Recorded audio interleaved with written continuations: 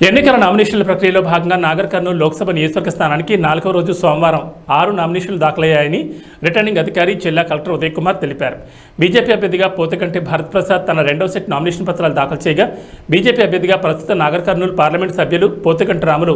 ఒక set nomination పత్రాలు దాఖలు చేశారని ఆయన తెలిపారు. పిరమిడ్ పార్టీ ఆఫ్ ఇండియా అభ్యర్థిగా ప్రసంగి ఒక సెట్ నామినేషన్ పత్రాలు, alliance of democratic reforms party అభ్యర్థిగా అంబోజు రవి ఒక సెట్ నామినేషన్ పత్రాలు, ఇండియన్ నేషనల్ కాంగ్రెస్ పార్టీ అభ్యర్థి మల్లు రవి తరపున వారి సత్యమణి రాజా బన్సీదేవి మల్లు రెండవ సెట్ నామినేషన్ పత్రాలు, బీఆర్ఎస్ పార్టీ అభ్యర్థిగా రేపల్లె శివ ప్రవీణ్ కుమార్ రెండవ సెట్ నామినేషన్ పత్రాలు దాఖలు చేశారని, నాగర్ కర్నూలు పార్లమెంట్ నియోజకవర్గ స్థానానికి ఇప్పటి వరకు మొత్తం 9 నామినేషన్లు దాఖలయ్యాయని రిటర్నింగ్ అధికారి జిల్లా కలెక్టర్ ఉదయ్ కుమార్ తెలిపారు.